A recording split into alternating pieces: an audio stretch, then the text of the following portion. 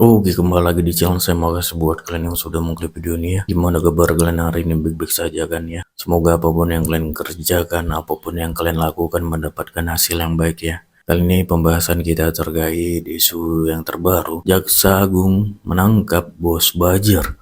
Wah, kali ini bukan koruptor saja yang ditangkap. Kali ini menangkap bos Bajir. Para Bajir ya kan. Wah, makin galak saja ya. Mafia dan koruptor makin ketakutan. Kita lihat ya kali Nopong membahasnya bagaimana. Tidak tunggu lama, kita ke video langsung. Let's go. Kalian tahu, selain menangkap koruptor, ternyata saat ini Kejaksaan Agung mendapatkan tugas tambahan. Apa itu? Menangkap buzzer. Mas Agri, hati-hati. Iya. Air Mamut, awas. Kak Ron Imam, siap-siap ada yang ketuk-ketuk pintumu.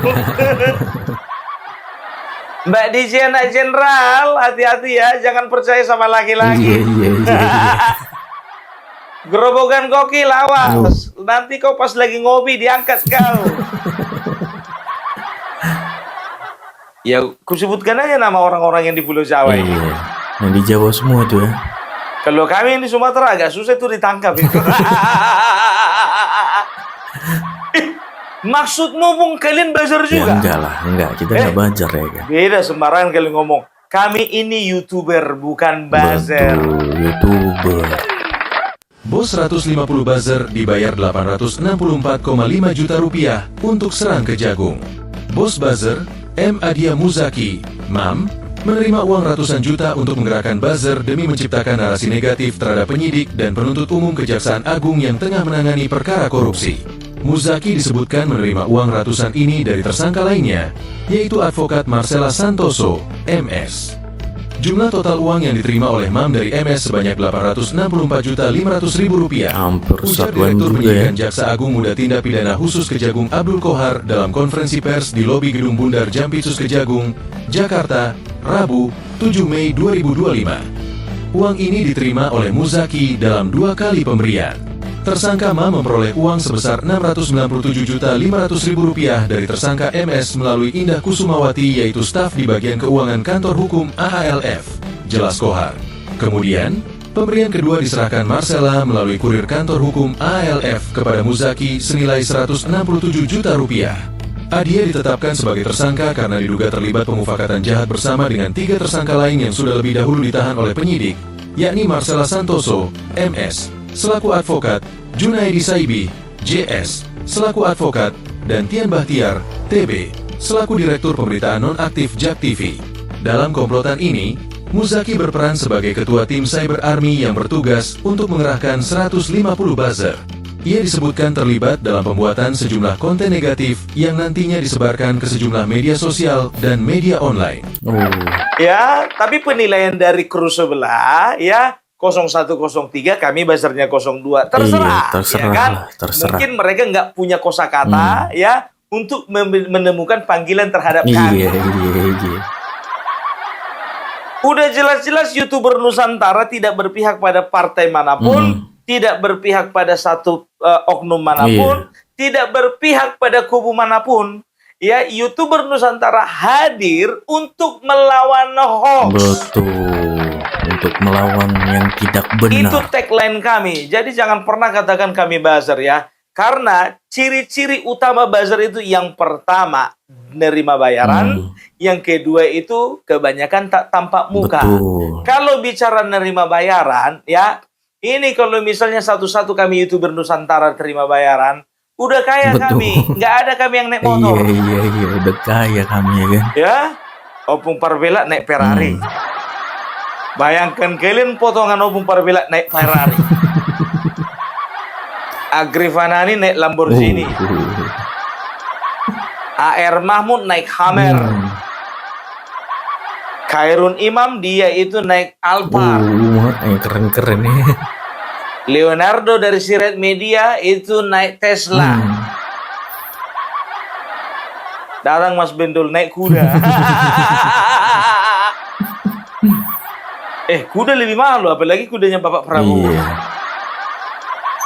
Lebih mahal itu dari mobil. Nah, DJ anak jenderal nggak naik apa-apa dia yang dinaiki.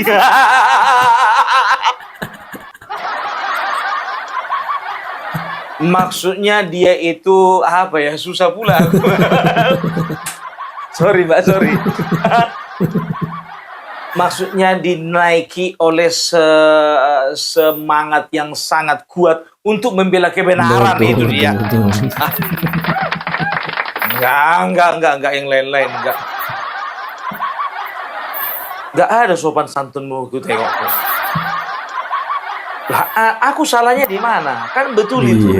Dia nggak naik apa-apa, dia dinaiki oleh semangat untuk membela kebenaran. Kan betul kalimatku itu. Iya, dengar dulu sampai selesai ya kan. Jadi ciri pertama, ingat ya, banyak duitnya kalau buzzer ya. Kalian tengok sendiri kemarin, sedangkan Opung Parbelak aja untuk pergi ke ke rumah Bapak Joko Widodo, itu kan karena inisiatif kalian. Itu dia. Nah, ke IKN pun begitu juga ya. Kami akan berusaha semaksimal mungkin ya, bagaimana kami itu nanti ke IKN itu memang betul-betul berjuang keras lah, kayak Opung Parbelak kan nanti kan. Ingat ya, Opung Parbelak bakalan cetak baju. Ya. Nah, nanti kalau kalian contohnya kepengen berkontribusi terhadap keberangkatan Opung Parbelak ya, nah kalian bisa terserah mau langsung masukkan rekening ke yang sebelah kanan, konfirmasi ke sebelah kiri nomor HP, atau kalian juga boleh pesan baju. Ya, bajunya berapa Pung? Satu biji 2 juta.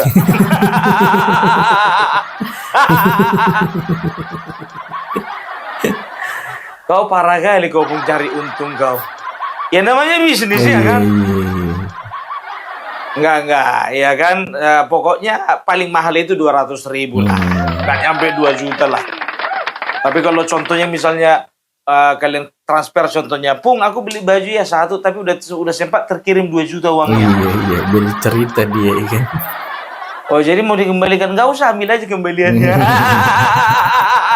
Baru ini ada orang belanja pakai uang 2 juta, uang belanjanya 200.000, kembaliannya 1.800.000, dibilang udah kembaliannya ambil aja. Banyak kembaliannya. Aku pengen kali kayak gitu loh. Ada yang bilang sama aku, udah kembaliannya ambil aja, padahal kembalinya itu 1.800.000.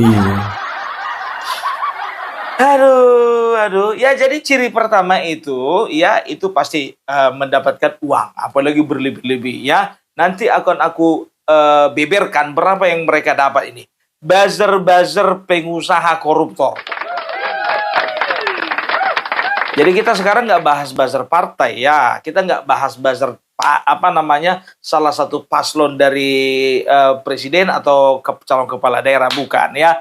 Tapi ini berbicara buzzer yang dibayar oleh koruptor ya. Nah, kita masuk lagi ciri khas yang kedua. Ciri khas yang kedua dari seorang buzzer ya, itu kebanyakan dari mereka tidak tampak muka, ya kan gitu. Tidak tampak muka, hanya suaranya aja yang kedengaran, ya kan begitu. Opung, di tempat kalian ada juga itu di YouTuber Nusantara. Siapa itu? Brojo Musti.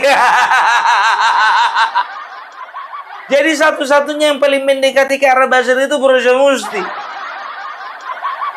Sembarangan kalian ngomong, gak boleh gitu. Ku bilang sama kalian, itu adalah ciri khas beliau ya. Jangankan sama kalian, nggak nampak mukanya. Kami sudah berteman sebulan, sampai sekarang nggak tahu kami mukanya kayak mana. Nggak tahu kami. Nggak tahu, entah mirip Raffi Ahmadnya, entah mirip Deddy Corbuziernya, entah mirip Guntur Romli, entah mirip Ruhut Sitompul, nggak tahu kami. Makanya aku bilang, ya kan, jadi ini merupakan ciri khas, tapi bukan satu-satunya yang menjadi yang mengarah bahwasanya Brojo Musti itu buzzer, bukan.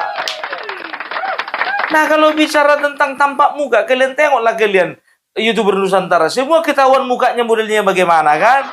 Ada yang bulat, ada yang peta, ada yang runcing, berbagai macam jenis ada. Ada yang muda, ada yang tua, Ada yang tua kali. Mas Agri. Mas. Ada yang nyenggol nih, Mas. Ya, tapi kan kalian kan nampak keberpihakan kalian kemana. Betul, keberpihakan kami menurut kami berpihak kepada yang benar. Nah, kita masuk kepada inti permasalahannya. Jadi yang tadi ya itu apa, Bung? Opening. Masih opening itu opening. Kok kayak mana ya, Bung? Panjang kali openingmu. Kalau nggak panjang openingnya bukan Opung Parbela namanya. Kan permintaan kalian semua. Ku bikin video 8 menit, kalian minta 10 menit. Ku bikin 10 menit, kurang panjang kalian bilang. Ku bikin lagi jadi 15 menit. Jadi lepas jadinya ini kan. Lepas ini gara-gara yang semangat ini. 15 menit ku bikin. Kurang pun 20 menit. 20 menit ku bikin, masih ada juga yang japri aku, Pung, kalau bikin video itu panjang-panjang lah. Sampai 46 menit, biar tahu kalian, pernah aku memecahkan rekor 46 menit, masih ada juga yang nonton. Ada sekitar 90.000 orang nonton. 46 menit, yang nonton 90.000. Iya. Apa lo orang ini rajin kali? Apa gak ada kegiatan? Pikirku gitu kan. Kan kalian sendiri yang minta kan. Itulah dia. Udah ku bagi itu menjadi 3 segmen. Ya kan. Opening 20 menit. Inti permasalahan 20 menit. Closing statement 20 menit. Kalau agak molor jadi 26 menit. Aduh, jadi kita masuk ke inti permasalahan ya. Jadi kalau berbicara tentang Kejaksaan Agung ya, bisa dikatakan untuk saat ini Kejaksaan Agung itu sedang naik daun ya. Karena apa? Karena mereka itu sedang gencar-gencarnya melakukan pemburuan terhadap koruptor. Ingat ya, terhadap koruptor, bukan ijazah palsu. Mereka itu orang bekerja ya. Jadi institusi ini bisa dikatakan, aku jadi agak heran gitu loh. Kenapa orang ini kencang kali larinya dibandingkan KPK? Kencang kali, ya kan? Kalau ibaratkan lari, ibaratkan mobil ya. Ini Kejaksaan Agung ini, ya itu 150 km per jam, melebihi kecepatan maksimum di jalan tol. Bayangkan kalian 150 km per jam. Tapi kalau KPK, jujur, ya agak enak aku bilangnya, serius lah. Nggak enak betul. Oke lah, aku bilang katakanlah 100 km per jam lah. Cepat memang, tapi nggak secepat yang Kejaksaan Agung gitu. Tapi gimana pun juga, ya aku tidak sedang membandingkan kinerja orang ini untuk menjatuhkan yang satu dan memuji yang lain. Bukan. Ya, tapi aku sedang berusaha bagaimana supaya ada sinergitas antara yang kedua ini. Antara setiap institusi penegak hukum, ya. Kejaksaan Agung, Kejaksaan, setelah itu KPK, dan juga TNI Polri. Itu dia. Ya, jadi kita bisa lihat ya bagaimana Kejaksaan Agung baru-baru ini memamerkan banyak kali uang. Yang dipamerkan nggak tanggung-tanggung, 460 miliar. Mereka susun biar tahu kalian ya, udah kayak meja pingpong tingginya. 5 meter. 5 meter. Tingginya itu setinggi ini, berapa meter lah ini ya kan? Segini kira-kira adalah 1 meter. 1 meter kali 5 meter. Ya kan? Ih, banyak kali uangnya itu. Jujur aja aku bilang. Kalau tidur kurasa aku di antara uang itu nggak bangun-bangun lagi.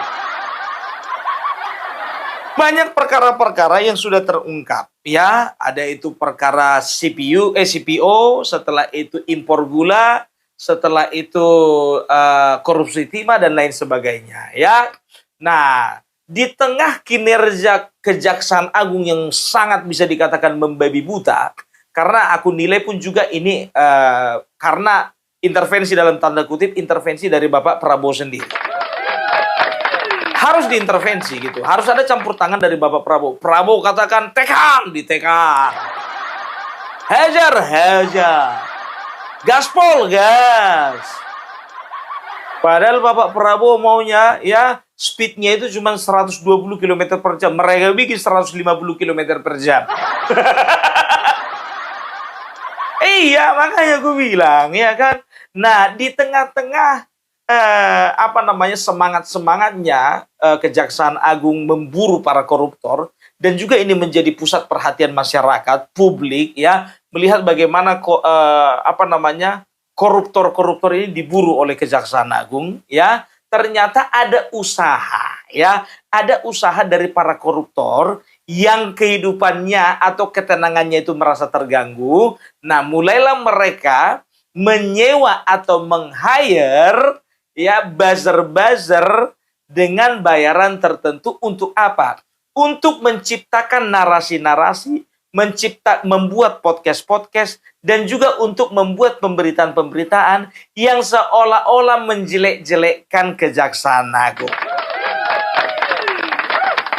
Nah, di sini Kejaksaan Agung merasa tidak terima, dan juga ini ada sesuatu yang tidak beres ini. Nah, dilakukanlah penyelidikan, ternyata ketahuanlah ya, narasi-narasi yang tidak membangun bahkan justru menyerang penegak hukum ya, ternyata ada yang membayar mereka. Sama seperti aku juga berpikiran bahwasanya ketika ada 1, 2, 3 dan banyak akun yang menyerang pemerintahan, dan juga ada yang nyata-nyata menyerang ya keluarga Bapak Jokowi, Bapak Prabowo, dan juga orang-orang yang bisa dikatakan harus diapresiasi pekerjaannya ya, itu juga pasti ada yang bayar.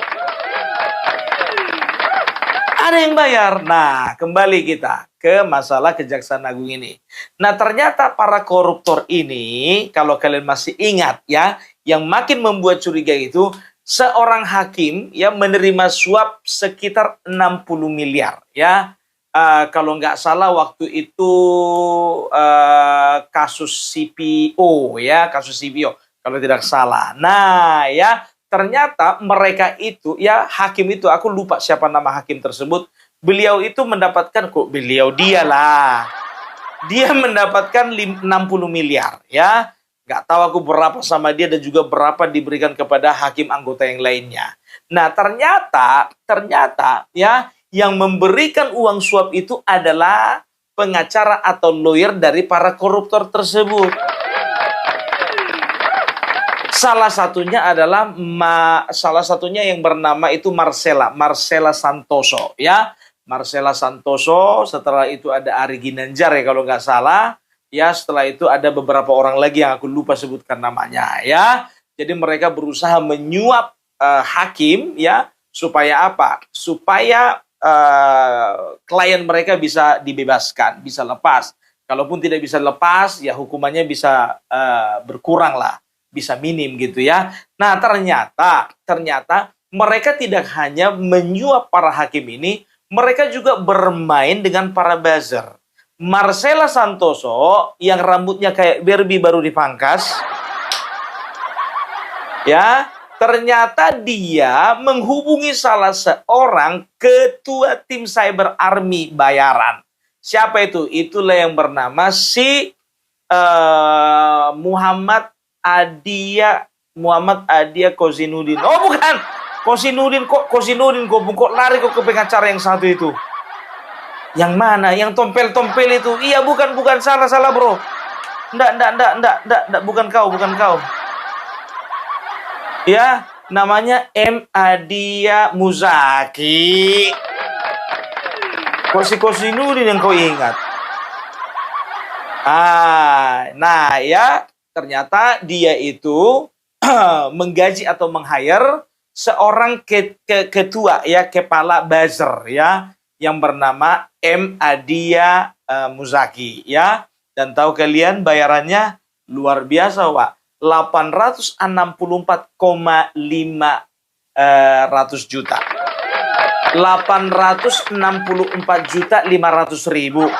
Kok ada 500.000-nya ya? Heran aku. Nah, nggak tahu lagu itu ya. Jadi begini ya, ada dua versi. Versi pertama ya, dia mendapatkan uang full untuk dia makan sendiri ya. Si Adia lah, aku panggil namanya si Adia. Adia bukan Adian, Adia. Gak pakai N, Adia. Jadi si Adia ini menerima uang 864 juta ya, 500 ribu rupiah itu untuk dia sendiri. Nah mungkin ya dia memberikan ada lagi gaji tertentu ya untuk diberikan kepada anggotanya. Kalian tahu ada berapa buzzer? Buzzer seluruhnya itu ada 150 buzzer. Bayangkan, 150 buzzer. Aku pernah tonton bagaimana operasi seorang buzzer itu. Satu buzzer itu bisa mengoperasikan sekitar 1.000 bahkan 10.000 akun. Gila nggak? 10.000 akun. Satu buzzer, bayangkan 150 buzzer ya. Satu buzzer itu mengoperasikan ada katakanlah 10.000 akun ya. 150.000 kali 10.000 itu berarti ada sekitar 1.500.000 akun. Nah, itulah yang mereka bayar ya untuk menyerang kejaksaan, ya kan? Mereka bikin kejaksaan, mereka narasikan kejaksaan itu cari panggung, mereka narasikan bahwasanya kejaksaan itu adalah suruhan daripada Prabowo yang dipengaruhi oleh Jokowi, ya, itu dia. Pokoknya narasi-narasi jahat lah, ya. Nah, itu versi pertama. Versi kedua, ternyata 864,5 juta ini, ya, di situ sudah termasuk dari biaya operasional dari 150 buzzer ini. Karena menurut pemberitaan, buzzer-buzzer ini dibayar satu orang itu 1.500.000. Nah, ingat, 1.500.000 per buzzer. Nah, itu dia bayarannya, ya. Jadi kalau kurangi, ya, dia mendapatkan 864 juta dikurang ya total biaya operasional untuk buzzer semua itu ada sekitar 225 juta. Nah, masih ada sekitar 639 juta. Nah, bayangkan kalian, buzzer dikasih 225 juta sama dia masuk kantong sendiri 639 juta. Apa nggak enak itu? Itu ketua tim buzzer. Nah ya, jadi ternyata terungkaplah bahwasanya memang mereka ini ada yang mengorganisir. Nah, itu yang pertama. Baru yang kedua, ternyata bukan hanya buzzer di balik layar, mereka juga membayar buzzer di depan layar. Siapa itu? Ditangkaplah salah satu direktur pemberitaan dari media Jack TV ya, yang bernama Tian siapa ya? Tian Burhanuddin atau Tian Surbakti? Nggak mungkin Surbakti lah, Pung. Surbakti itu marga orang karo, Pung. Tian Burhanuddin kali ya. Koreksi aku kalau salah. Aku panggil aja lah Tian. Bapak ini udah sepuh. Nah, aku sudah periksa memang ya. Kemarin itu ya beberapa waktu yang lalu ya, kawan ini si Tian ini yang baru ditangkap ini, mereka melakukan podcast dengan Marcella Santoso. Dengan lawyernya koruptor ini gitu. Jadi seolah-olah di podcast itu ya, mereka itu sedang menggambarkan bahwasanya klien mereka ini tidak melanggar hukum gitu. Aku udah kucek semuanya. Nah, ya. Nah, kalau untuk si Tian ini ya, Tian ini mendapatkan dana sekitar 400 ya. 478 masih ingat aku. 478 juta. Luar biasa. Gede itu. Bayangkan kalian bisa beli Fortuner 1. Ya kan? Beli Fortuner 1, sisanya beli Nmax. Bayangkan kalian. Itu dia. Jadi kalau misalnya Opung Parbela kalian bilang buzzer, coba logika ya, kalau Opung Parbelak dibilang buzzer, dibayar misalnya katakanlah 400 juta, kemana-mana aku pakai Fortuner. Gak perlu aku minta kontribusi dari kalian semua kan? Itu yang pertama. Baru yang kedua, kalau Opung Parbelak jadi buzzer terima bayaran 1.500.000 kayak yang dibayarnya sama anggotanya dari ketua tim buzzer tadi si dia tadi. Rugi kali lah aku makan duit 1.500.000. Mau aku jadi buzzer gara-gara 1.500.000? Ah, yang bagus-bagus lah. Itu dia. Nah, jadi berbagai macam usaha dilakukan oleh Marcella Santoso ini ya, lawyer dari koruptor-koruptor ya. Kalau nggak salah, kalau dia menangani apa ya, timah kalau nggak salah ya. Lupa aku, koreksi kalau salah ya. Jadi ternyata Kejaksaan Agung melihat ada kejanggalan. Nah, begitu tertangkaplah Marcella, ternyata disitulah ketahuan, dilakukanlah pengembangan. Ternyata ada kerja sama dengan buzzer. Itu dia. Nah, sekarang yang jadi pertanyaan, Pung, kira-kira buzzer itu apa memang hanya bekerja untuk dibayar saja? Memang iya, itulah pekerjaan utama buzzer. Gitu loh. Ya, jadi sebetulnya ya di pilkada kemarin pun juga ya, itu pasti ada yang menggunakan jasa buzzer. Karena aku nggak perlu sebutkan satu sumber ya, sebetulnya nggak masalah aku sebutkan videonya apa, konten kreatornya apa, yang sudah membuka bagaimana pola kerjanya buzzer. Ya, itu dia. Ya, jadi atau gini aja, kita buka aja ya. Kita buka. Tapi nggak enak juga aku sama yang punya video, ya. Atau aku gambarkan aja ya. Ini bicara tentang etika ya, tentang etika ya. Jadi begini, jadi satu ketika ya, seseorang ini yang aku nggak kenal dia dan dia nggak kenal aku. Tapi kemarin itu dia itu banyak dapat serangan ya, dapat banyak serangan. Ternyata ketika dia dapat serangan itu dilihat dari beberapa akunnya mengarah kepada salah satu paslon.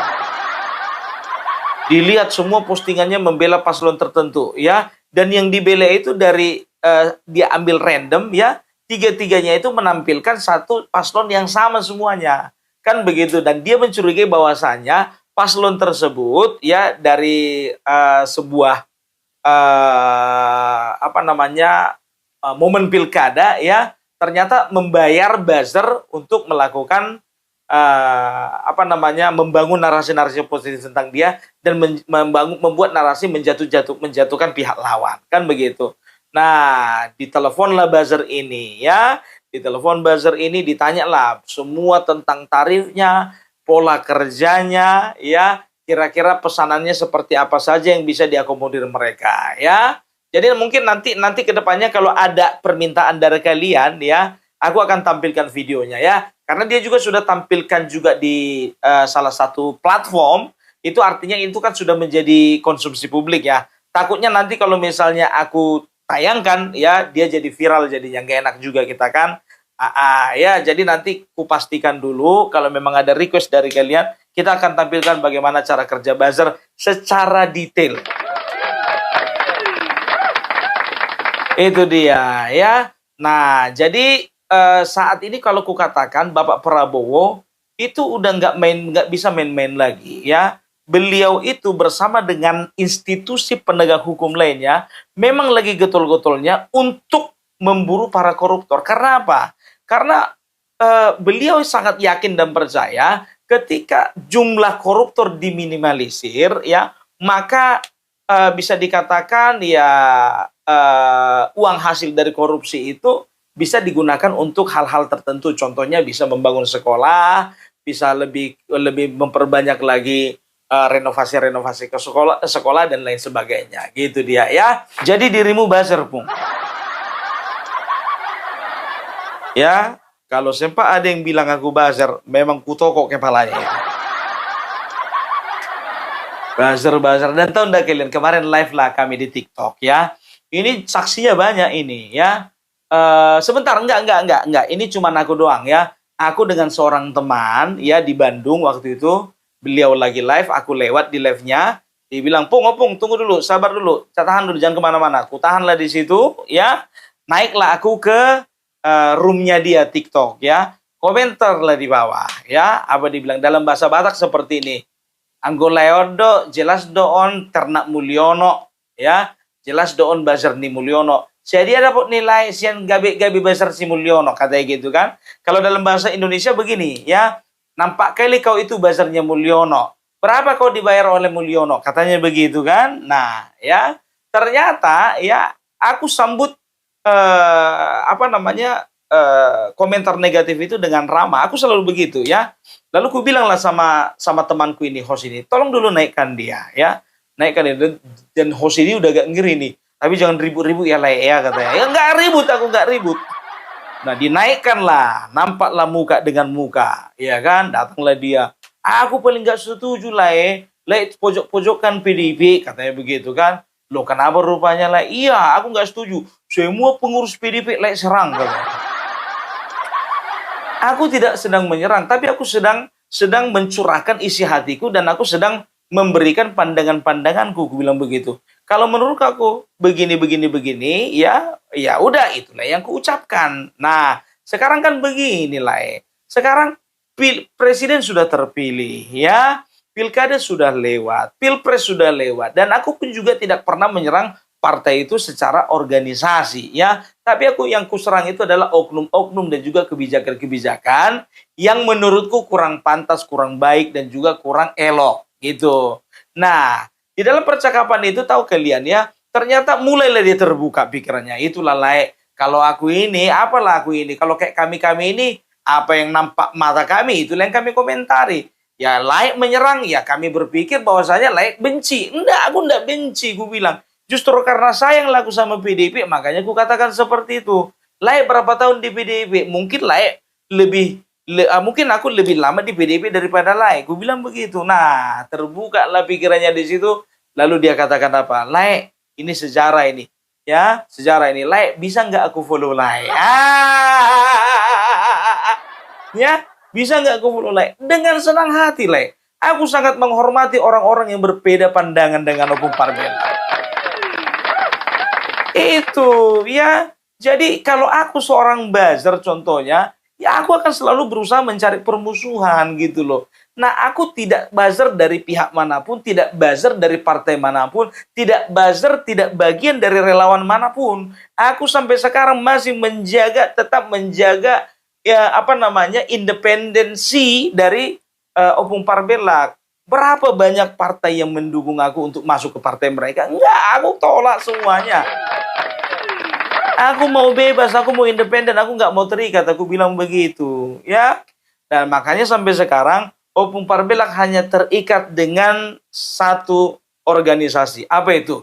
YouTuber Nusantara. Dan satu lagi itu HBB. Jelas-jelas aku mau katakan sama kalian, aku adalah bagian dari HBB. Horas Bangso Batak, salah satu organisasi kebanggaan gue. Ya, itu dia. Ya, jadi untuk saat ini Opung Parbela hanya bergabung di antara dua itu, ya. Horas Bangso Batak, ya, ketua umumnya sangat saya hormati. Bagaimanapun ceritanya, saya tidak akan pernah lepas dari yang namanya Horas Bangso Batak sampai kapanpun. Ya, gitu Opung Parbela dari dulu, ya. Namanya kita di lapangan itu, ya udah tahu lah kalian kalau di lapangan. Kalau iya katakan iya, tidak katakan tidak. Kesetiakawanan itu nomor 1. Itu ya, dan juga YouTuber Nusantara ya, bisa dikatakan bukannya kepedean, tapi salah satu yang mendirikan YouTuber Nusantara itu adalah saya, Mas Agri Fanani, Mas Hengki Banyuwangi official. Dari bertiga inilah dulu berkembang, tapi tidak pernah aku menganggap bahwasanya aku ini pendahulu, kalian itu cuma ngikut, nggak pernah. Semuanya kita duduk sama tinggi, berdiri sama rendah. Terbalik itu, Bung. Duduk sama rendah, berdiri sama tinggi. Ya, jadi itu dia. Jadi kalau misalnya yang kami komentari itu, ya kalau kami anggap harus kami komentari. Tapi kalau misalnya sesuatu yang belum tentu kebenarannya, kami juga tidak akan angkat itu ke permukaan. Clear ya? Clear. Jadi, itulah dulu keterangan atau penjelasan sedikit dari Opung Parbela. Salam NKRI, NKRI harga mati. Oh, begitu deh videonya, gimana menurut kalian, dan sampai bertemu di video saya selanjutnya.